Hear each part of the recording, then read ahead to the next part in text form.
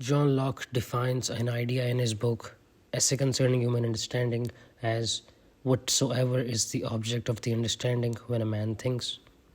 This includes all types of thinking, including perception and feeling, as well as contemplation.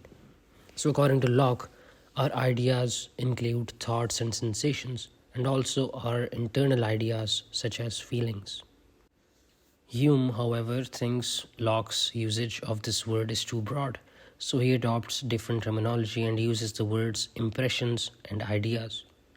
For Hume, an impression is either a sensation, for example, from smelling a flower or seeing a rainbow, or a feeling, for example, being sad or feeling joy. An idea, on the other hand, is a thought, for example, about the sky or about the existence of God. A perception now is either an impression or an idea. So Hume uses the word perception more generally to cover everything that Locke calls an idea. Hume says that impressions have more force or liveliness than ideas. However, sometimes ideas can be as lively as impressions. For example, if we compare having a nightmare about being chased by demons to watching paint dry, the former thought has more force and vivacity than the latter sensation. So, this gives the impression that the difference between impressions and ideas is not just a matter of force and vivacity. Essentially, when he talks about impressions, he's trying to capture feeling and sensation, while when he talks about ideas, he's trying to capture thinking. So, we must take this as the real basis of distinction rather than force and vivacity. Some of our ideas can be divided into components. For example, when you sense an apple, you have a complex impression that you can divide into simpler parts, such as the taste, the smell, the shape, etc. When you have the simpler parts, you can put them back together in different ways. For example, you have an idea of a horse and a horn, which together makes a unicorn. Or you have an idea of gold and a mountain, which together make a golden mountain. So here, Hume divides all ideas and impressions into simple and complex. So, a complex perception is made up of parts, while a simple perception is not. This cuts across his distinction between impressions and ideas, so that there are four categories of perception altogether: simple impressions, complex impressions, simple ideas, and complex ideas. Hume argues that each of your simple ideas is caused by and exactly resembles a simple impression that you have had previously. In other words, each of your simple ideas is an exact copy of one of your simple impressions. Scholars often call this Hume's copy principle. He says that our complex ideas may not directly correspond to anything in experience.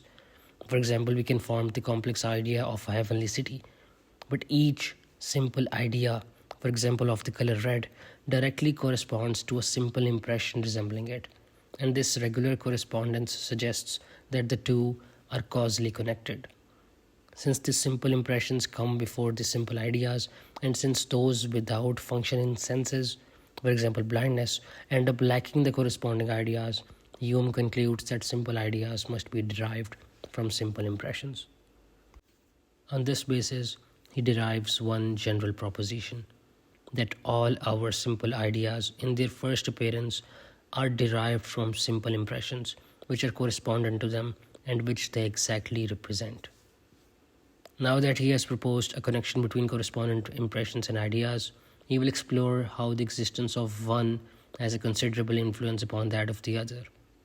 He notes that such a constant conjunction in such an infinite number of instances can never arise from chance, but clearly proves a dependence of the impressions on the ideas or of the ideas on the impressions. He says, that I may know on which side this dependence lies, I consider the order of their first appearance, and find by constant experience that the simple impressions always take the precedence of their correspondent ideas, but never appear in the contrary order. To give a child an idea of scarlet or orange, of sweet or bitter, I present the objects, or in other words, convey to him these impressions, but proceed not so absurdly as to endeavour to produce the impressions by exciting the ideas. Our ideas, upon their appearance, produce not their correspondent impressions, nor do we perceive any color or feel any sensation merely upon thinking of them.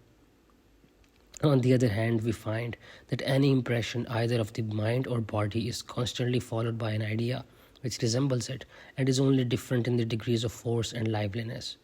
The constant conjunction of our resembling perceptions is a convincing proof that the one are the causes of the other, and this priority of the impressions is an equal proof that our impressions are the causes of our ideas, not our ideas of our impressions.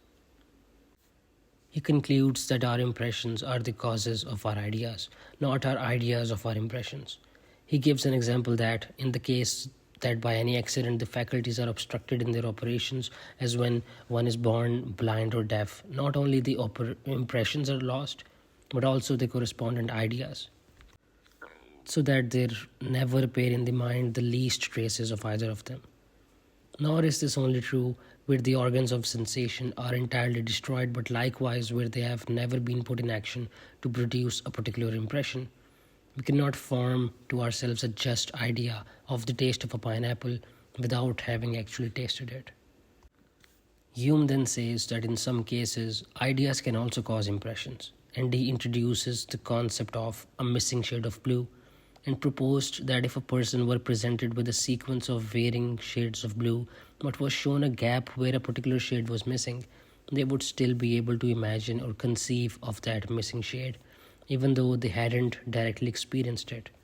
Therefore, the mind's ability to fill in this gap challenges the notion that all ideas come directly from impressions. The significance of this example lies in its critique of the empiricist view that all ideas come from direct experiences. Hume used the missing shade of blue to suggest that our ability to conceive of something beyond our direct experiences, even if it's within a familiar context, demonstrates the limitations of relying solely on empirical evidence to account for all of our ideas. Nonetheless, Hume thinks it too rare an instance to cause us to change our generalization.